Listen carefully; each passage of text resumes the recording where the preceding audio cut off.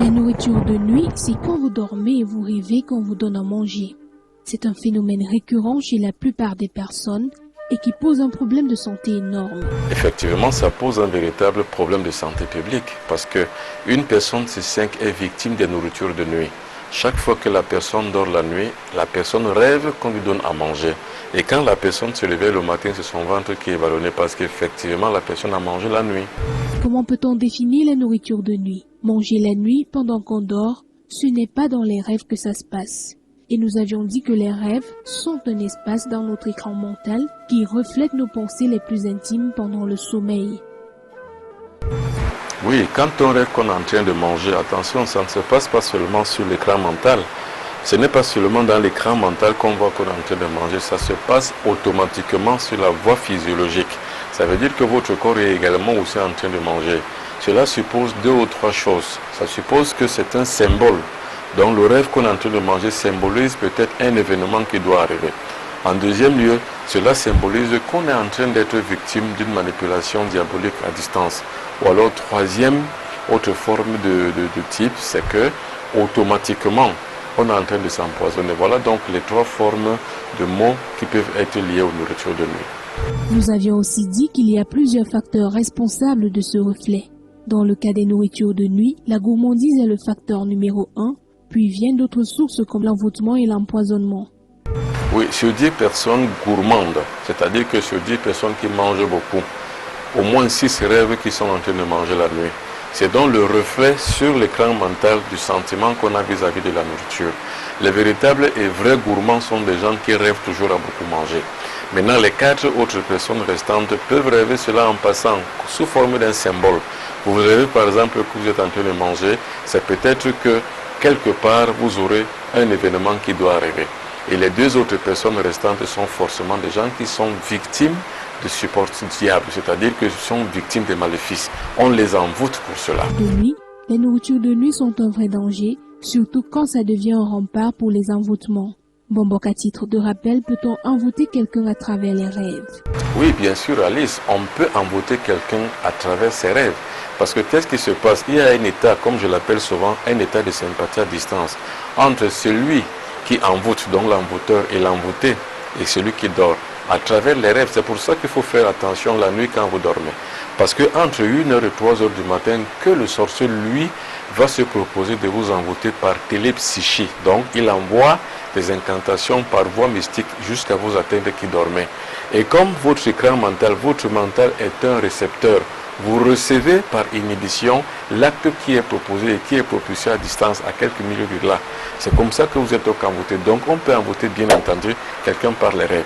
Dans le cas de la nourriture de nuit, justement, on peut vous faire manger la nourriture de nuit pendant que vous dormez et cela constitue pour vous un poison. Pour ce qui est des nourritures de nuit, comment expliquer que par les rêves, on inocule une maladie ou on jette un mauvais sort à quelqu'un? On ne peut l'expliquer que par la technique d'inhibition à distance que ces gens-là utilisent. Ils sont très forts. C'est pour ça que nous disons ces choses-là, pour que vous ayez la pleine connaissance, surtout la pleine intelligence pour pouvoir vous départir de ça, c'est-à-dire que éviter ces choses-là. On peut vous attaquer à distance, parce que c'est une question du mouvement ondulatoire. Tout comme on peut vous appeler à distance à des milliers de kilomètres à travers les ondes qui sont invisibles. C'est pareil, on peut vous envoûter aussi à travers les ondes que vous ne voyez pas. Est-ce que vous savez qu'on peut vous attaquer à partir de votre téléphone portable? Bien sûr, on peut vous envoyer un missile à partir de téléphone portable. Ce sont les mouvements ondulatoires qui conduisent ces attaques. C'est la même chose quand vous dormez la nuit. On peut vous envoyer des attaques par voie ondulatoire. Les ondes arrivent jusqu'à vous quand vous dormez et vous attaquent bien sûr. Les nourritures de nuit sont responsables de beaucoup de maladies liées au tube digestif. Ballonnement, maux d'estomac, constipation chronique, ictère et pire encore, les poisons de nuit. Il y a plusieurs formes de maladies que vous pouvez attraper à travers les rêves de nuit où vous rêvez que vous mangez, donc à travers ce qu'on pourrait appeler la nourriture de nuit. On l'a déjà cité, il y a le ballonnement surtout. Vous sentez toujours votre ventre plein alors que vous n'avez pas assez mangé dans la journée. Mais vous vous réveillez le matin, votre ventre est ballonné. Vous avez l'ictère, ça veut dire que ça produit quelque chose en vous parce que vous avez la constipation, vous avez la jaunisse intérieure. Donc voilà d'autres formes de maladies qui peuvent être liées aux nourritures de nuit. Donc, chers amis, faites très attention quand vous dormez la nuit. Entâchez-vous de maîtriser et de contrôler vos rêves afin que personne ne puisse y arriver et de faire des dégâts comme par exemple les nourritures de nuit. Bon, si ce n'est trop vous déranger, à quel niveau peut-on faire la différence entre les nourritures de nuit classiques et les nourritures de nuit maléfiques? La différence qu'on peut faire est que quand vous dormez la nuit et que vous rêvez que vous avez mangé, donc on vous a donné la nourriture à manger, maintenant si vous vous réveillez le matin, c'est là où vous créez la différence. Vous vous réveillez le matin, vous avez le ventre ballonné, vous avez mal au ventre, vous êtes fatigué, là c'est maléfique. Mais quand vous vous réveillez le matin, vous n'avez aucun symptôme de ça. C'est que ce n'est pas maléfique, c'est simplement un symbole ou alors c'est le reflet de votre gourmandise.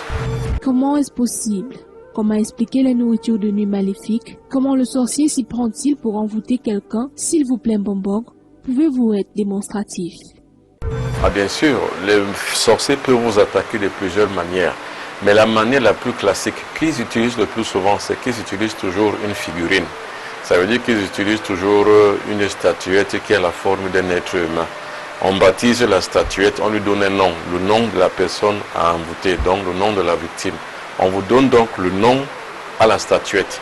Et puis on commence à faire des incantations. Ces incantations, on commence à mettre de la nourriture empoisonnée dans la gueule, dans la bouche de la statuette qui vous représente. C'est donc comme ça que vous arrivez à être envoûté. Maintenant, il faut savoir qu'il faut connaître ça pour pouvoir parer aux éventualités maléfiques qui peuvent vous arriver. Bombog, si je ne m'abuse, si on s'en tient à votre démonstration, on peut espérer se protéger des nourritures de nuit? Si oui, comment y arriver? On peut prévenir ça de deux manières. La première manière, d'abord, si on est un vrai mystique, si on est un vrai homme spirituel. Parce que le vrai mystique n'est jamais victime des nourritures de nuit. Ça, jamais. Parce que personne ne peut accéder à votre plan onirique. Donc, personne ne peut hanter vos rêves quand vous dormez. Si vous avez la puissance psychique, si vous avez la force spirituelle, personne, je dis bien personne. Maintenant, de deux autres manières, ça veut dire que quand vous n'avez pas cette capacité mystique et spirituelle, quand vous n'êtes pas évolué spirituellement, où on peut vous attaquer et vous avoir facilement, ce que vous devez faire, c'est qu'en dormant la nuit, prenez un verre d'eau minérale, ajoutez-y du sel et buvez. Là, vous allez prévenir des nourritures de nuit. Maintenant, quand vous vous réveillez le matin et que vous avez mangé la nuit, par exemple, que vous n'avez pas protégé votre corps, le matin, si vous avez mangé la nuit, vous vous réveillez le ventre ballonné, faites pareil, prenez un verre d'eau minérale, mettez-y du sel et buvez. C'est compris, Bombog, mais nous n'avons pas tous les mêmes capacités de résistance spirituelle. Pouvez-vous nous donner quelques recettes? Recettes en deux temps. Recette d'abord pour se protéger des nourritures de nuit. Ensuite, recette pour se guérir des maladies liées aux nourritures de nuit. Et ce serait mieux au tableau. Merci, Bombog.